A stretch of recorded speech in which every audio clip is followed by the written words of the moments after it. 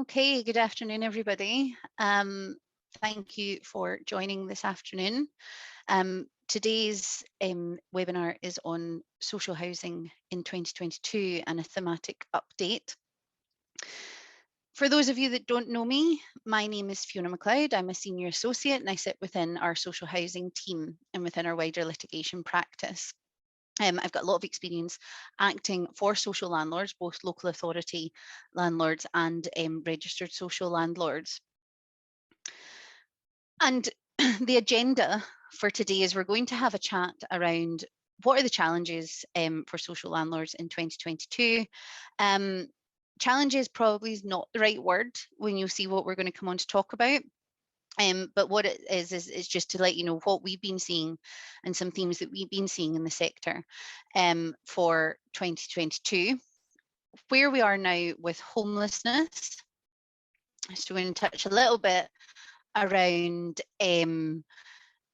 housing as a human right and what the Scottish Government legislation and guidance or policy that's coming through.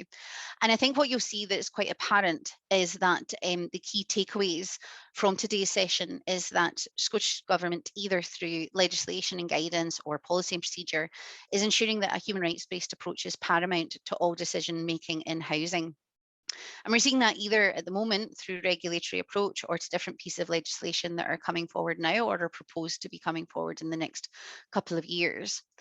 And certainly a human rights-based approach is going to inform challenges and development for social housing providers.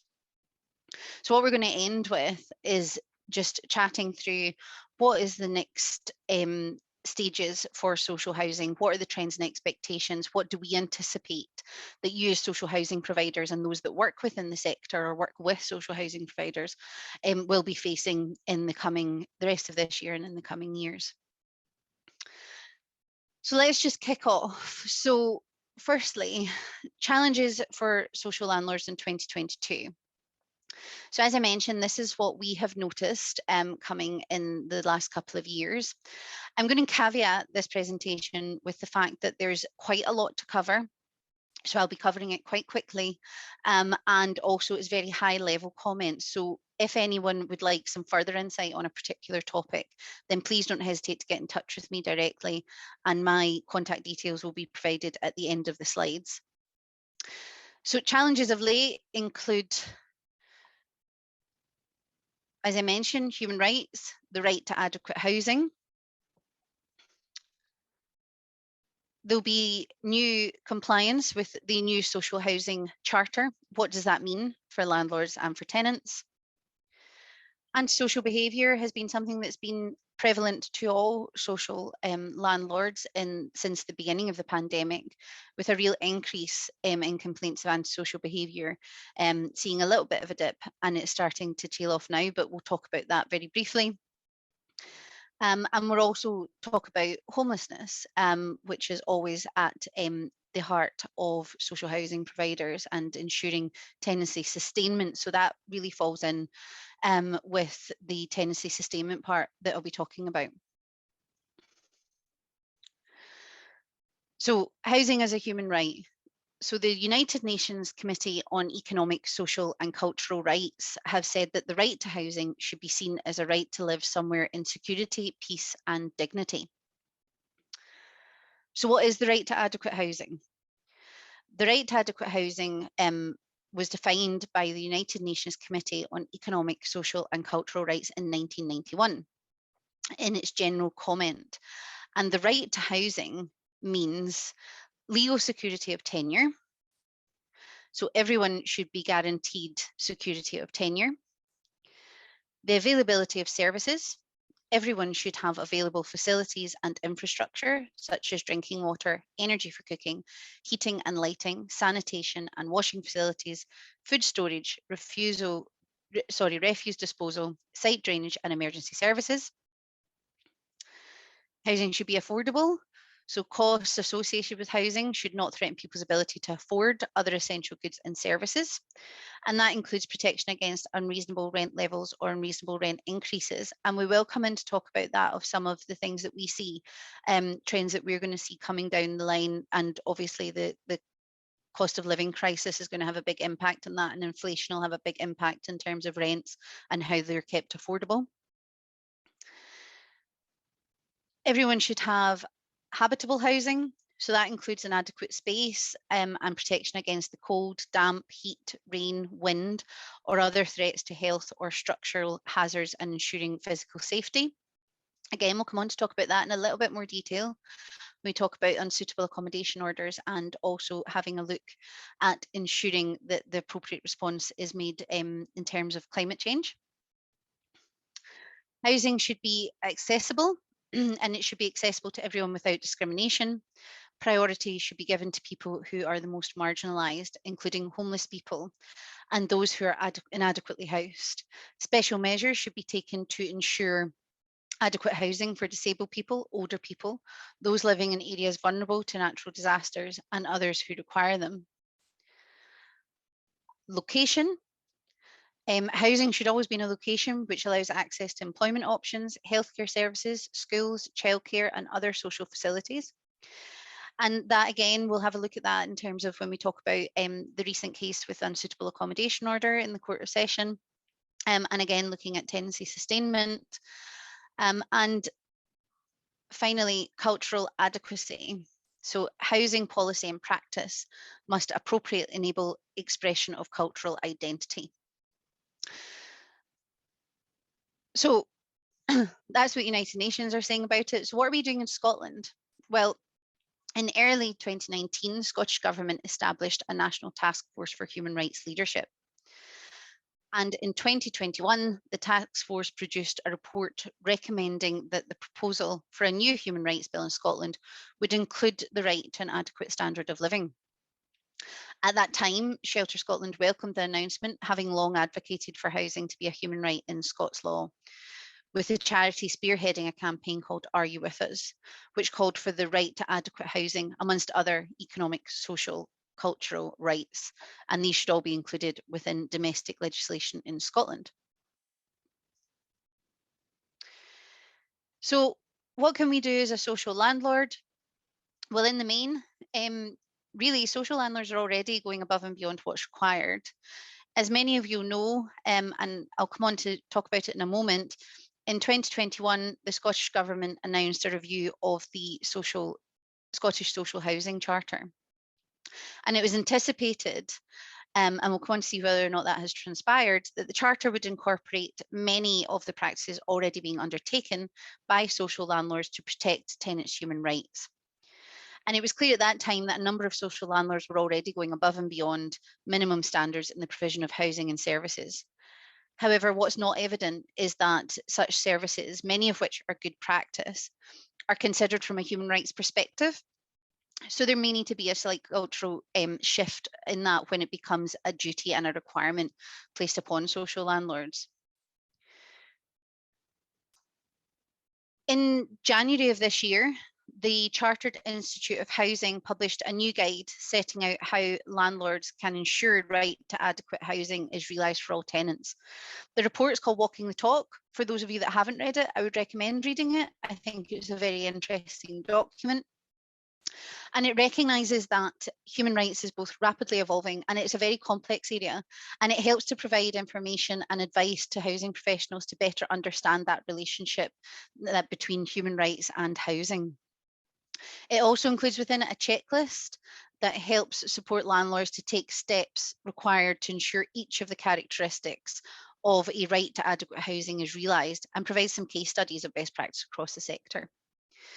So although it's principally written for social landlords, the guide can also be used by private landlords and letting agents. So it's a really good document to read. And as I say, we don't have time to go into it in very much detail today, but those of you that are interested in having a chat about it, please do so after the webinar. What the Walking the Talk document also considers is how the Scottish Government can provide better support to landlords so that they can progress adequate housing and improve the lives of those using their services. And it comes through at a time, as I mentioned, when Scottish Government's planning to incorporate civil, political, economic, social, cultural and environmental human rights in Scots law. And that would make housing an enforceable human right within the domestic legislation. Another document worth reading for social housing providers is the Scottish Human Rights Commission report. And that was provided in July 2022. And it was a report on the implications of COVID-19 within the right to housing. Within that report, the Commission note that adequate housing is a universal human right applicable to all without discrimination, and it also plays an essential role in the realisation of the right to adequate standard of living. It's also intrinsically linked to the realisation of many other rights, including right to health, work, and education. And what the COVID-19 crisis did, and it continues to do, is it highlights the essential nature of adequate housing for all. And good quality, affordable housing aimed at those most in need can be the difference between good and bad physical health and the ability to pay for heating, buying nutritious food, and access to education and employment. So, as I mentioned, there's recently been a review of the Scottish Social Housing Charter. So just a recap for those that aren't familiar with the Scottish Social Housing Charter. Well, what is it? The Charter helps to improve the quality and value of services that social landlords provide to their tenants and to other customers. And the Scottish Social Housing Charter came into effect on the 1st of April 2012. It was reviewed in 2016 and a revised charter came into effect in 2017. As many of you will know, and I'm conscious that some of you that are on the webinar this afternoon are very well versed on what the Scottish Housing Charter says and the revised version will say, it is currently being revised and a final revised charter is soon to be issued. The Charter sets out standards and outcomes that all social landlords should aim to achieve when they're performing their housing activities. And this includes what tenants can expect from social landlords, what homeless people can expect from social landlords, and what gypsy travellers can expect in terms of the maintenance and management of sites. What's really important to note for social housing providers is that the Scottish Housing Regulator monitors, assesses and reports on landlords' performance against the Charter. So compliance with the Charter is key. As mentioned, it's currently undergoing a review, and many of you have been privy to the near final copy that is going to be produced. A lot of the changes are simply refreshes to ensure consistency and make sure that the Charter is consistent with what is being seen in the sector at the moment. However, as anticipated, and you'll see that there's a theme going to be coming along with this, there has been an obvious change towards greater prominence of the right to adequate housing.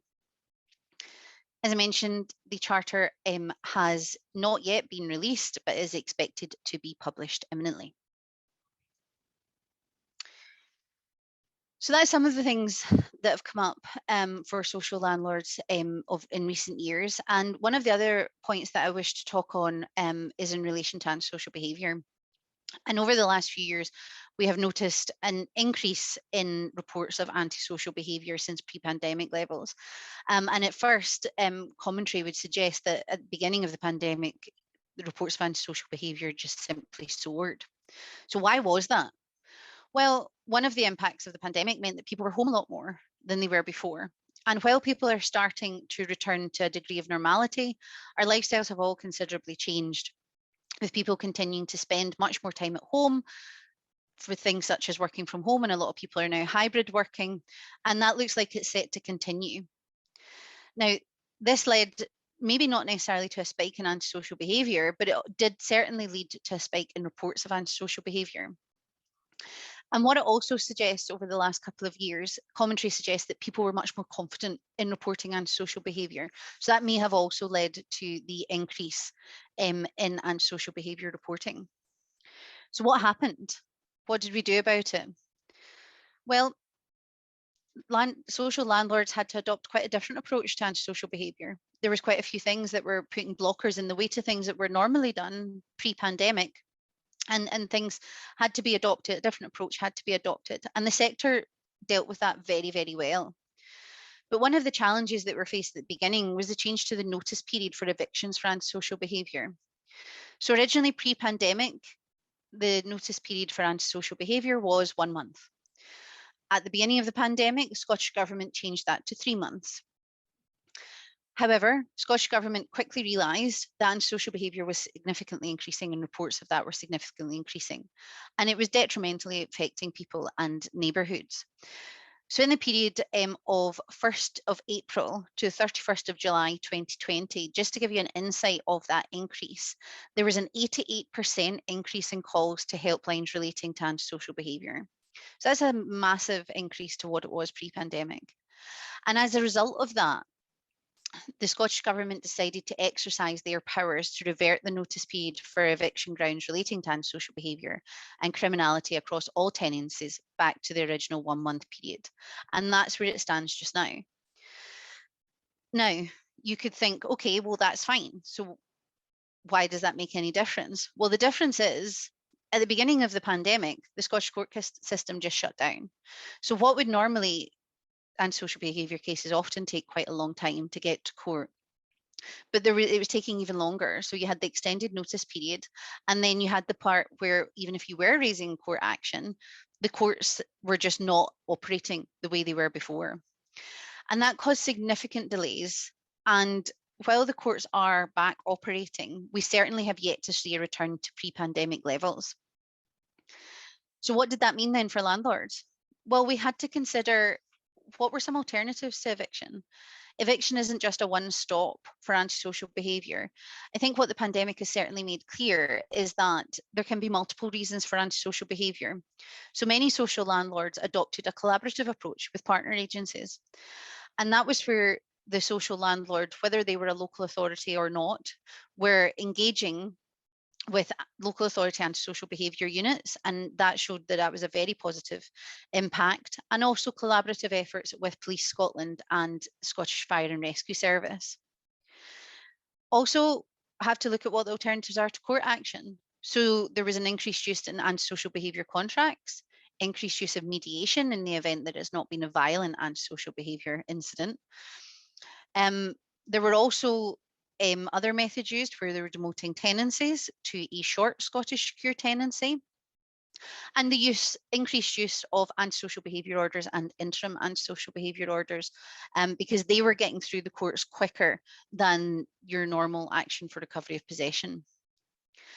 And I think what the pandemic has really made clear for antisocial behaviour cases is that whilst the approach is very much victim-centred, and you do have to, as a social landlord, ensure that those that are suffering from antisocial behaviour get the appropriate support and advice, a lot of consideration is now being given to the reasons to why the antisocial behaviour is taking place, with many antisocial tenants now receiving the appropriate support they need, and with that tenant engagement, it's helping to avoid or curb that behaviour. So what's the future for antisocial behaviour? With human rights and tenancy sustainment being a key consideration, our view is that for many social landlords, continued collaboration is going to be paramount. I think what also has become clear is that early intervention should be made a priority. I've listened to a lot of social landlords speak over the last wee while about how they dealt with antisocial behaviour cases, and the continuing themes that are coming through are taking robust and decisive action. And I think that's very important to make sure you're doing going forward. Antisocial behaviour is never going to go away. I think it's just a case of adapting your processes and your policies and procedures to make sure that the behaviour is being tackled in the appropriate way at all times, with the overarching consideration of the right to adequate housing, because there will be challenges, and we'll talk a little bit about that, where that's not provided, and also considering tenancy sustainment is so important and is really at the heart of Scottish Government agenda. So that brings us on nicely to tenancy sustainment. So what is tenancy sustainment? Shelter provide a quote with a definition of tenancy sustainment that's on the screen. So what it is it's preventing a tenancy from coming to a premature end by providing the necessary information, advice, and support for tenants to be able to maintain their tenancies. They want to encourage tenancy sustainment. Certain conditions are required, including including the property meeting the needs of the tenant having ability to maintain their tenancy, and to meet their responsibilities as a tenant.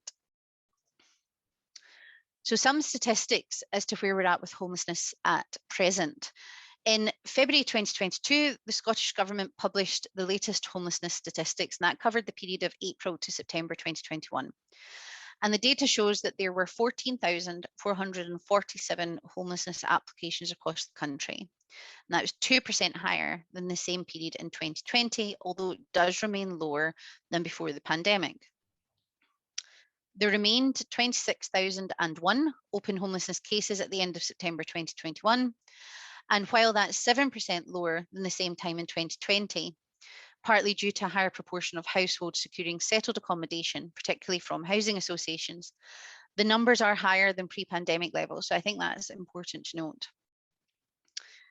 And finally, there were 13,192 households containing 7,510 children in temporary accommodation at the end of September 2021.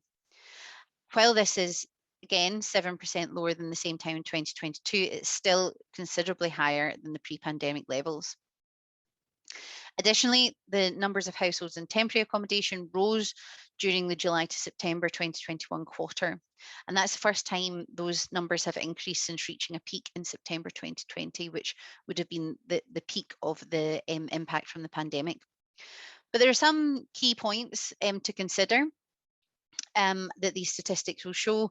There are indications that a return to pre-pandemic levels, in the reasons for homelessness and where the households become homeless, that is heading back the way. However, rough sleeping numbers still remain low, and we obviously had a campaign to get everybody off the streets and into a home during the height of the pandemic, although of late there has been some signs that there's increases in relation to rough sleeping.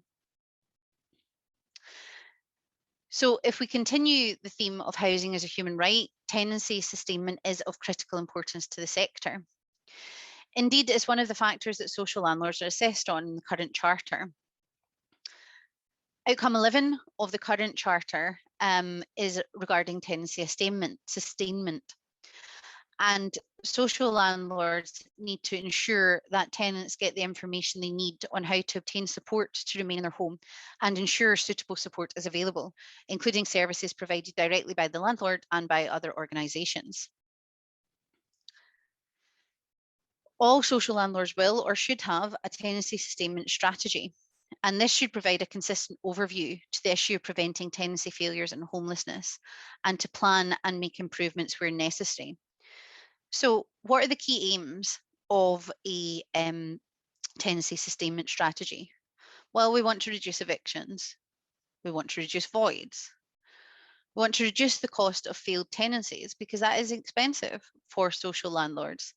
And failed tenancies include tenancies that end by eviction, abandonment, or termination within 12 months. We want to prevent homelessness, so active engagement with tenants prior to and from commencement of the tenancy to identify any issues and provide support. Improve performance on sustained tenancies, that's self-explanatory. I want to mitigate the impact of financial hardship on tenants because that can lead to tenants losing their tenancy. Now, this hardship may be as a result of COVID-19 and job losses, welfare reform, or alternatively the cost of living crisis, which I will come on to talk about. However, what we do know is that in February 2022, there was a 6.53% increase in rent arrears, which is the highest level since April 2020. So to ensure tenancy sustainment, landlords have to continue working with tenants and provide support where necessary to ensure tenancy sustainment.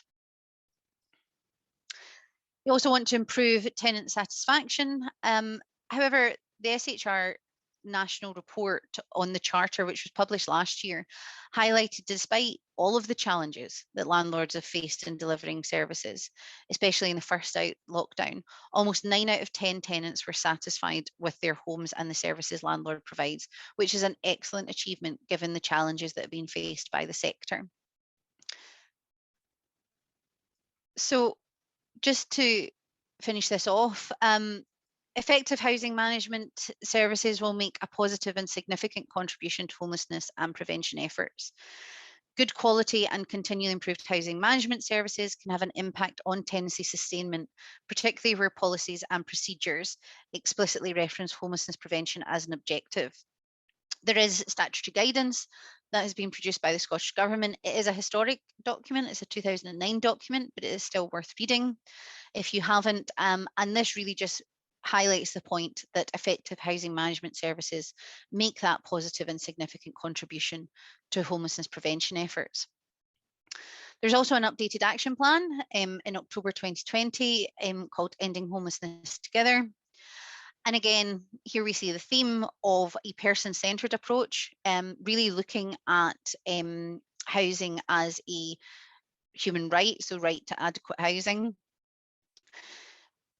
What we want to ensure in terms of the updated action plan is to prevent homelessness happening in the first place. So that again comes back to tenancy sustainment and making sure that you're engaging with your tenants. Joined up planning and resourcing to tackle homelessness. No man is an island, so it's about working together and having collaborative approaches with either, if you're a registered social landlord, with your local authority, or alternative looking at the other support agencies that surround homelessness. And again, similar to antisocial behaviour and how to tackle that, you're looking to respond quickly and effectively wherever homelessness happens. And certainly I'm sure that the majority of you do that in any event. And we want to prioritise homes for all. And again, that just falls through about the right to adequate housing being embedded within Scottish domestic legislation going forward. So here's what we think is coming down the track and what you should be aware of and certainly have on your radar. A lot of it is watch this space. So this is simply our views on what's coming. So we've got the new housing bill. The Scottish Government have launched a consultation on a new housing bill, and views have been sought on plans to deliver a fairer rented sector. And I'm sure that a number of you have provided responses to that consultation paper. But what the plan does is it seeks to deliver a new deal for tenants, stronger rights, greater protections against eviction, and access to a greener, higher quality, more affordable housing. The proposals aim to deliver a fairer rented sector that meets the needs of tenants and welcomes responsible landlords. And what some of the proposed changes include is increased penalties for illegal evictions and stronger enforcement. And I think what is clear and important to note is that illegal evictions or unlawful evictions is a criminal offence. And certainly those that are sitting within this webinar are highly unlikely to be involved in any illegal evictions. It tends to be more in the private rented sector. However, in the event that you are approached by somebody that has been evicted illegally, it is important to report that to Police Scotland because it is a criminal offence under the Rent Scotland Act. They want to restrict evictions during winter. Those of you that have been at recent conferences probably have sat through sessions where that's been quite a hot topic. Do you have an eviction ban in winter? I was at a conference recently where we were talking about that, and one of the speakers had mentioned that France have such an eviction ban, and it doesn't make any difference to their eviction numbers before they introduced the ban and to what it is now. So we'll see what comes of that. The new bill wants to give tenants greater flexibility to personalise their homes and keep pets, developing a national system of rent controls for the private rented sector, and introducing a new housing standard to apply to all homes. They're also going to set minimum standards for energy efficiency, and I'll talk a little bit about energy efficiency. But what the bill is intending is to make homes cheaper to heat while contributing to Scotland's climate change targets. And these measures form part of the Housing to 2040 strategy, which was published in March this year. And the results of the consultation are going to feed into the final version of the strategy, which will be published next year, and with elements of the proposals to be put to the Scottish Parliament in a housing bill, but not until 2023. So we've got some time until that's likely to be put before Parliament. Something that is extremely prevalent at the minute is the unsuitable accommodation orders, and whether this is an absolute duty or not. Those of you that have been following the housing news will know that there's been a recent case within the Court of Session regarding the unsuitable accommodation order, and whether this, together with the duties under the Housing Scotland Act 1987, places an absolute duty on local authorities to provide suitable temporary accommodation for homeless households in Scotland. In this particular case, it was a house that had to meet the needs of a disabled child. Those of you that have heard me speak before will know that this is something that we have done a standalone webinar on, not so much in relation to this particular case, but in relation to the Unsuitable Accommodation Order. And at the time, we had said, how is this going to play out in practice? What are the challenges going to be? Well, here we've got one already where there's been a judicial review of the local authority. And in this case, the petitioner, who was the person taking the judicial review, said that it was an absolute duty on the local authority. The local authority said that it wasn't. The local authority submitted to the court that they had the discretion to balance the needs of the household against other demands on the council's finite resources. It's a very valid point. Local authorities don't have endless resources. Some local authorities, in particular this one, don't have any properties at all, so they have to rely on third parties, so the registered social landlords, in order to provide the housing. But what the court was really looking at was the interplay between Section 29 of the 1987 Act and the Article 4 of the 2014 Unsuitable Accommodation Order. So what Section 29 says is that a local authority shall secure that accommodation is made available. Article 4 of the 2014 order states that in all circumstances, accommodation is unsuitable if certain circumstances were to apply. And the court held that the specific and precise wording of those provisions is a strong indication that they should be interpreted as imposing an obligation of an absolute character. The judge continued that the council was in an absolute duty to provide temporary accommodation to the petitioner, which was suitable for occupation by the petitioner's household. And in this particular case, they had to take into account the additional support needs of the petitioner's son. So to put it another way, the council was under an absolute duty in this instance to provide a 5-apartment property. So unequivocally, the court held that the duty is an absolute one. The council was not entitled to avoid compliance with its duty for reasons such as reliance on third-party providers, or that there were significant pressures on resources. The local authority was obliged to comply with the absolute duty, regardless of whether or not it would prefer to spend its money otherwise. The local authority, in effect, has no choice.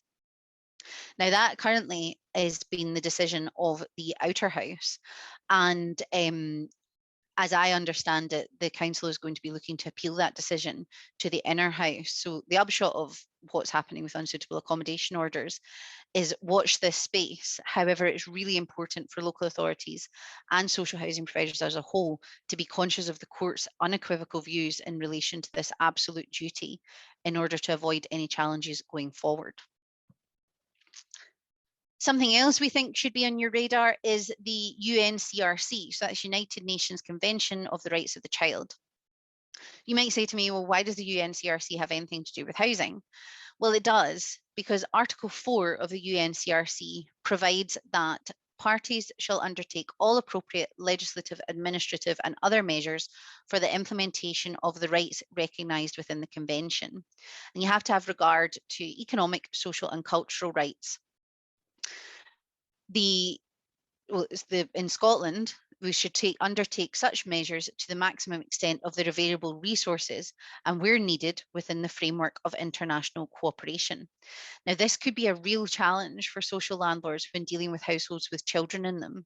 There'll be questions about budgeting, but also possibly allocations, tenancy management, repairs and maintenance, and recovery might all have the potential to be affected by the question of whether the social landlord, and that's either local authorities or RSLs, as organisations discharging their public functions, has undertaken measures to comply with the UNCRC to the maximum extent of its available resources. The bill, the UNCRC bill was overwhelmingly supported by the Scottish Government, and those that follow any of the legal news will know that it was challenged by the UK Government, and the Supreme Court upheld that as it stood, it couldn't be implemented. However, there have now been a commitment by the Scottish Government to make certain fixes to the bill post the Supreme Court ruling. and how it will manifest itself in practice is going to be affected by those fixes. So again, it's a watch this space, but really all social housing providers have to be aware of the UNCRC in the event that there are any challenges as to failing to ensure that you're carrying out your duties in terms of that piece of legislation. Again, that's really a standalone webinar on its own. We have some links where we've spoken about the UNCRC before, but again, should anyone be interested in hearing more about that in detail, then either please get in touch and we can arrange a one-to-one training session with you and your team, or alternatively, you can suggest it as another webinar that can go out to the wider group. The last two things I want to really touch on is the cost of living crisis and energy efficiency.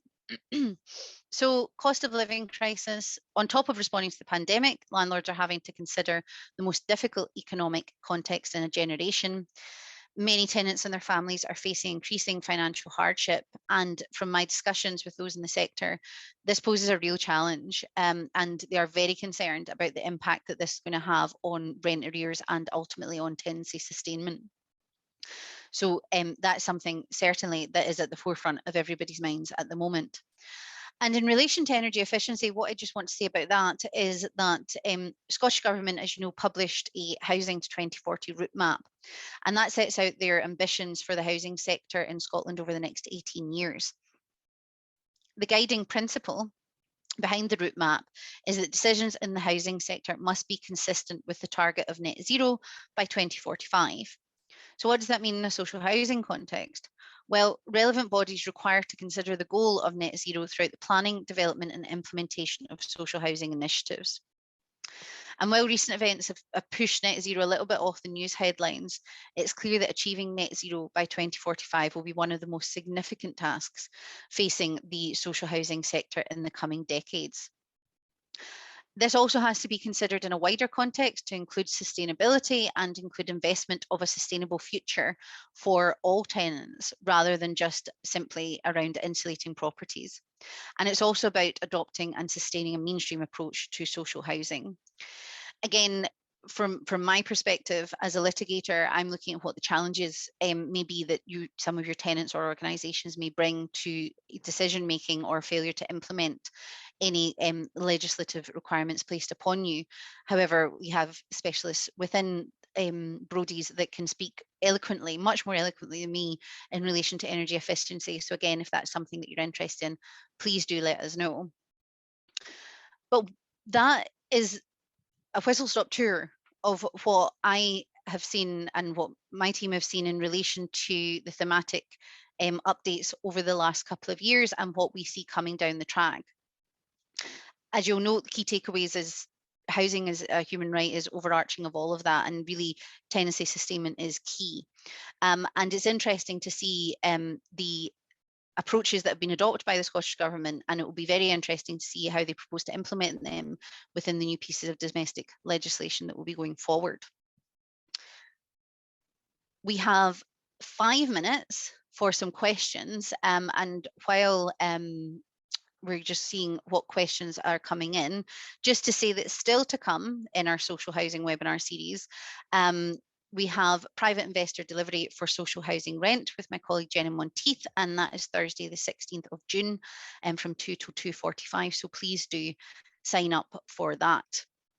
I'm going to leave my contact slide on, and I see that there is one question. One of the questions that come in is, what is the role of governance in responding to the challenges that we've mentioned? Well, I think, again, what really is apparent and what has come out over the last couple of years, and certainly has been implemented by the sector, is that good governance is key. Had the sector not had such good governance, then there would have been real significant issues with tenancy sustainment, and also in terms of viability of, not so much for local authorities, but certainly viability for registered social landlords. So along with the key takeaways of housing as a human right and tenancy sustainment, in order to ensure both of them are implemented, then you have to ensure that you've got good governance in place, that your boards are doing the appropriate things that they should be doing, the right policies and procedures are put in place, and compliance with the Scottish Social Housing Charter. Another question's come in about increasing focus on sustainability and ESG by investors and lenders. I'm going to caveat this answer with I'm not a banking lawyer, and one of my colleagues, Chris Dunn, who heads up our social housing team, could probably wax lyrical in response to this answer. But certainly ESG is at the heart now of the majority of finance deals. And what a lot of lenders are now looking for is to ensure that social landlords have got the appropriate ESG policies in place. And that's certainly not just for social housing, that's across the board. Colleagues of ours that work in our corporate crime team are constantly talking to clients about the importance of ESG in their business, particularly for investors and lenders. So there's certainly an increased focus on that. And I think that that's probably something that could take up a standalone webinar, and we can put steps in place to ensure that that's provided to you all. I think that's us for questions. If anybody has any further questions that come to mind after the webinar, please don't hesitate to contact me. My contact details are below. Recordings will be issued of the webinar. If anybody would like copies of the slides, if you could please let us know, then we'll certainly produce them for you. And also just to say, there's a survey that's going to be attached to the follow-up email that you'll get in relation to the webinar. And my marketing colleagues have asked if we could possibly please take the time to fill that in. It should only take you less than a minute, and it just helps us frame the future webinar series. So all that's left to say is I really hope you enjoyed this afternoon's webinar, and hope to speak to you all soon.